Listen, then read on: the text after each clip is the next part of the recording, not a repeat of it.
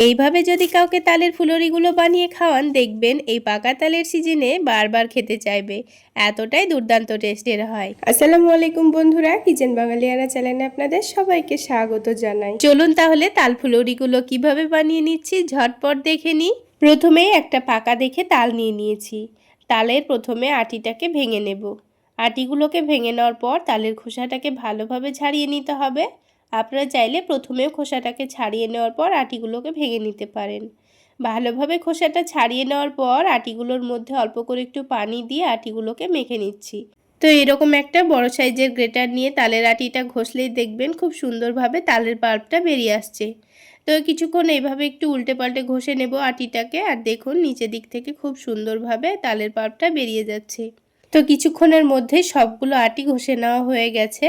এবার এই তালের পাল্পটাকে একটা বড় ছাকনার মধ্যে নিয়ে ছেঁকে নেব। তো এইভাবে তালের পাল্প বার করে নিতে আমার খুবই সুবিধা হয়।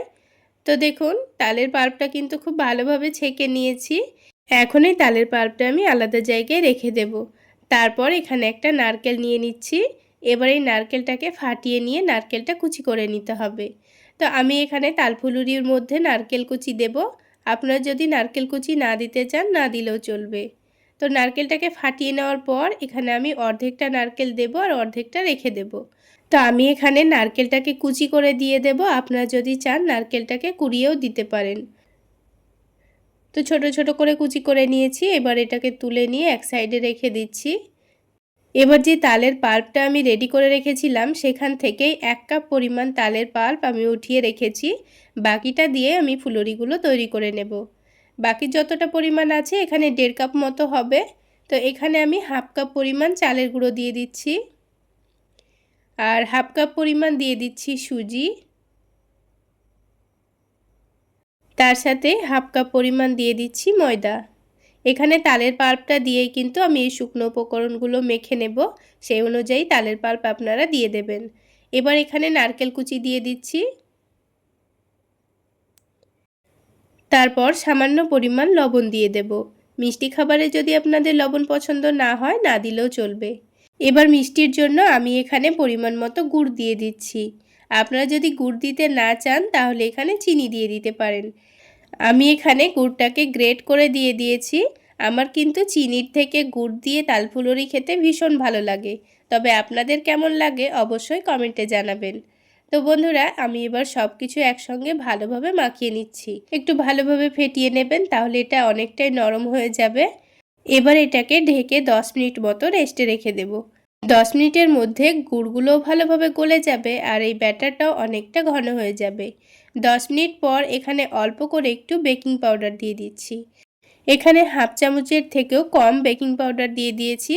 তারপর এখানে বড় চামচের 1 চামচ দুধ দিয়ে দিচ্ছি। এবার সব কিছুকে একসঙ্গে আবার ভালোভাবে মিশিয়ে নেব। আর দেখুন ব্যাটারটি কিন্তু আগের থেকে অনেকটাই ঘন হয়ে গেছে। এবার এই ব্যাটারটাকে আবারও একটু ভালোভাবে মিশিয়ে নিতে হবে। আর বন্ধুরা এই বৃষ্টির দিনে সন্ধেবেলায় গরম গরম মুচমুচে তালফুলরি খেতে কিন্তু দারুণ জমে যায়।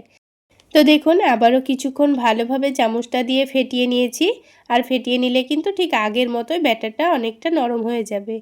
এবার পিঠাগুলো আমি আপনাদের তৈরি করে দেখিয়ে দিচ্ছি। তো আমি ফুলরিগুলো ছোট ছোট করে তৈরি করে নেব, সেই জন্য অল্প অল্প করে মিশ্রণটা নিয়ে নিচ্ছি। আপনারা আপনাদের পছন্দ মতো শেপে ফুলরিগুলো ভেজে নেবেন। আর ফুলরিগুলো একটু ছোট ছোট করে ক্রিস্পি করে ভেজে নিলেই কিন্তু খেতে ভালো লাগে। আর বন্ধুরা বেকিং পাউডার দিয়েছি, তার কারণে কিন্তু ফুলরির মধ্যে একটুও আটা আটা ভাব মনে হবে না, ভেতরটা অনেকটাই স্পঞ্জি তৈরি হবে। তবে আপনাদের হাতের কাছে না থাকলে না দিয়েও কিন্তু ফুলরিগুলো ভেজে খাওয়া যায়। তো দেখুন বন্ধুরা কিছুক্ষণের মধ্যেই সবগুলো ফুলরি কি সুন্দর ফুলে উঠেছে। এবার এগুলোকে একটু সময় নিয়ে ভেজে নেব। আর ফুলরিগুলো একটু লাল লাল করে ভেজে নিতে হয়, যেন ওপর থেকে অনেকটাই মুচমুচে তৈরি হয়। তো দেখুন খুব সুন্দর কালার চলে এসছে। এবার আমি ফুলরিগুলোর তেলটা ঝরিয়ে নিয়ে তুলে নিচ্ছি। তাহলে বন্ধুরা আজকের এই তাল ফুলরি রেসিপি আপনাদের কেমন লাগলো অবশ্যই কমেন্ট সেকশনে জানাবেন। আর ভালো লাগলে একটা লাইক শেয়ার করে দেবেন। আর আমার এই সহজ রেসিপিগুলো যদি ইউটিউব চ্যানেল থেকে দেখে থাকেন চ্যানেলটি সাবস্ক্রাইব করে দেবেন। আর ফেসবুক পেজ থেকে দেখে থাকলে পেজটি ফলো করে দেবেন। তো দেখুন বন্ধুরা সবগুলো ফুলরি কিন্তু আমার ভাজা হয়ে গেছে। আর আওয়াজ শুনে নিশ্চয়ই বুঝতে পারছেন ওপর থেকে কতটা ক্রিস্পি তৈরি হয়েছে। তাহলে বন্ধুরা আজকে এই পর্যন্তই। সকলে অনেক বেশি ভালো থাকবেন, সুস্থ থাকবেন।